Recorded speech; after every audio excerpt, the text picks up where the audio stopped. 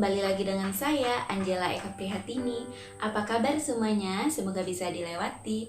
Seperti biasa, kita cerita mengenai asam lambung dan gangguan kecemasan. Sebelum lanjut, teman-teman boleh dukung saya. Bagi yang belum, tekan tombol subscribe, aktifkan tanda lonceng, jangan lupa like, komen, dan share.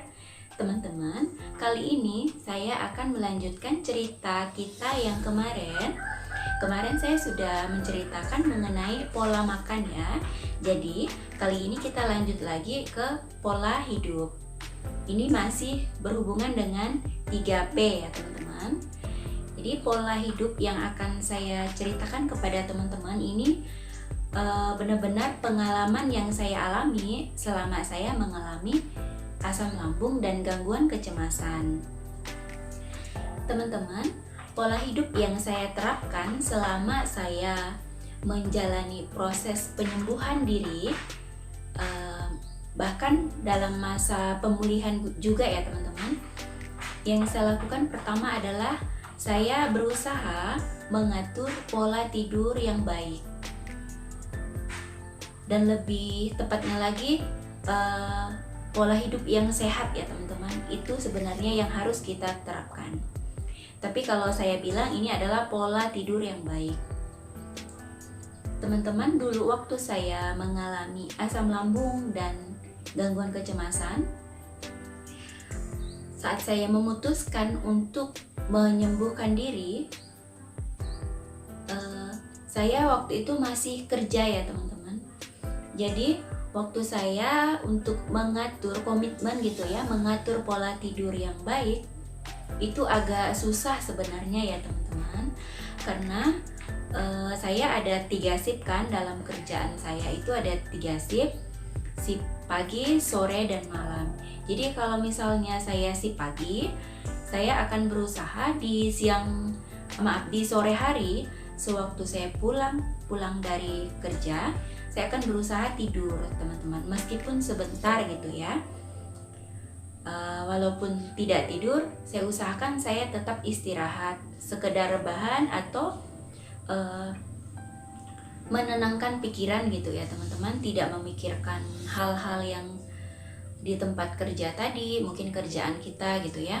Kemudian berusaha mengistirahatkan diri. Kemudian di malam harinya saya akan berusaha untuk tidur tepat waktu gitu ya, tidur dengan waktu yang sudah memang saya tentukan sendiri. Paling lambat saya tidur di jam 9 malam teman-teman, dan biasanya saya usahakan saya jam 8 itu sudah tidur gitu ya, saya sudah berada di tempat tidur. Kemudian kalau untuk yang dinas sore, kalau misalnya saya shiftnya sore hari, di siang harinya itu teman-teman saya usahakan saya tetap harus ada istirahat ya sebelum saya berangkat kerja. Saya harus ada istirahat siang meskipun tidak tidur teman-teman. Saya selalu berusaha untuk menenangkan diri gitu ya teman-teman, istirahat siang. Kemudian kalau misalnya saya dapat shift malam, itu kerjanya kan malam gitu ya sampai di pagi hari. Jadi untuk siang harinya itu saya manfaatkan untuk istirahat teman-teman, karena malam harinya kan tidak tidur gitu ya. Jadi siang hari saya berusaha untuk mengistirahatkan tubuh, mengistirahatkan pikiran gitu ya. Dan kalau bisa saya harus tidur gitu ya, untuk menggantikan yang semalaman itu tidak tidur gitu teman-teman. Tapi teman-teman, meskipun ya sebenarnya kalau secara teorinya sebenarnya gampang gitu ya, kita kalau misalnya tidur malam harus jam sekian, bangunnya kita jam sekian gitu ya. Tapi dalam penerapannya teman-teman, praktiknya itu sangat sulit ya teman-teman. Apalagi kalau misalnya saya habis shift malam gitu ya, di pagi harinya itu selama seharian gitu ya, saya kan merasakan sensasi itu, sensasi dari asam lambung naik gitu ya, kecemasan naik. Sebenarnya susah juga teman-teman untuk tidur gitu ya, untuk istirahat yang benar-benar berkualitas gitu ya teman-teman. Begitu juga di sore hari, misalnya saya pulang dari dinas pagi gitu ya, Itu juga misalnya saya masuk sore hari. Pokoknya agak susah ya teman-teman sebenarnya, tapi saya berusaha teman-teman. Saya komitmen meskipun susah gitu ya, susah sekali untuk menjalankannya gitu ya, untuk komitmen menerapkannya setiap hari. Tapi saya harus benar-benar konsisten gitu ya teman-teman. Harus sabar meskipun sepertinya apa yang saya lakukan itu tidak membuahkan hasil gitu ya.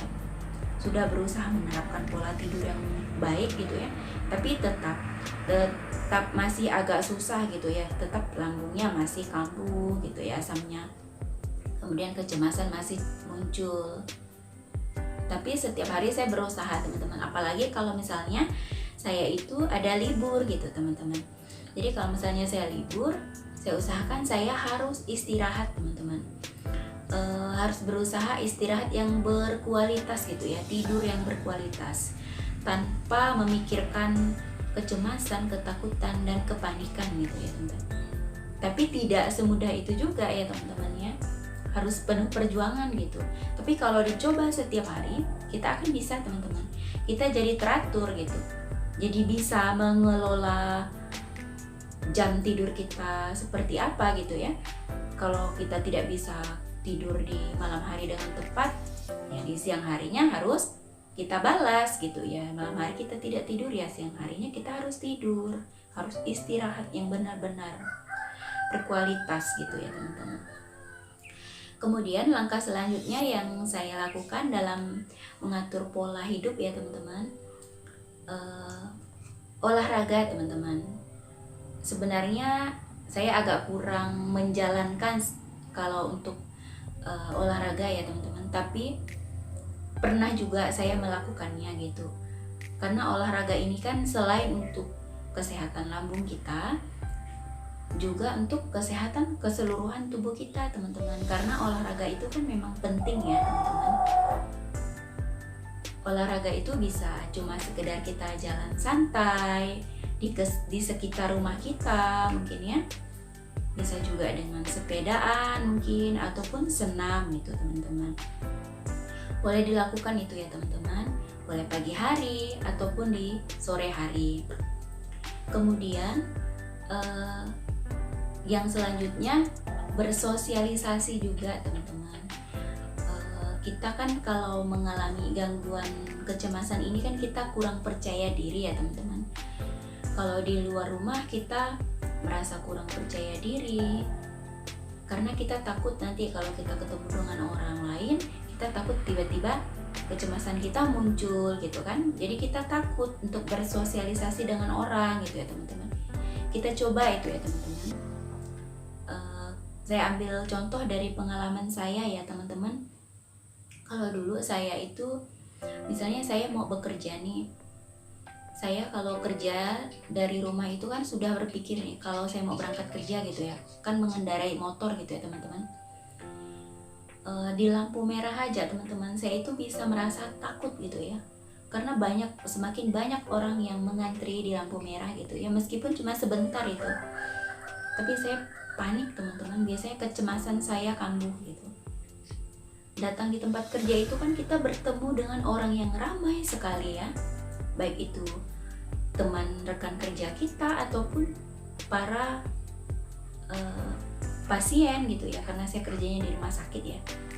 Para pasien yang kita jumpai setiap hari dan siapapun gitu ya, itu sangat butuh perjuangan teman-teman, benar-benar perjuangan yang sangat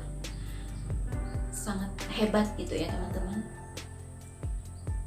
Saya harus meninggalkan rumah gitu ya, yang seharusnya saya itu kalau misalnya saya cemas, saya takut di luar, harusnya saya itu di rumah gitu. Tapi karena saya ada tuntutan untuk bekerja harus di jam-jam tertentu, saya harus meninggalkan rumah gitu ya teman-teman.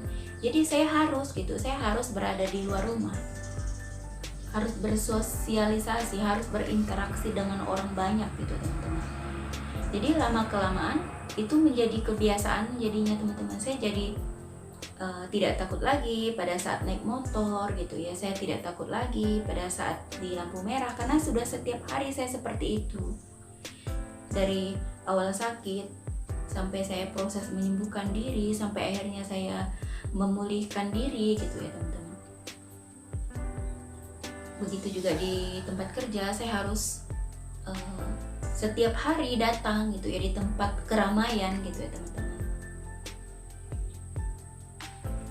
Saya tahu ya kalau kita yang mengalami gangguan kecemasan ini kan sangat takut sekali ya teman-teman, kita berada di luar rumah gitu ya.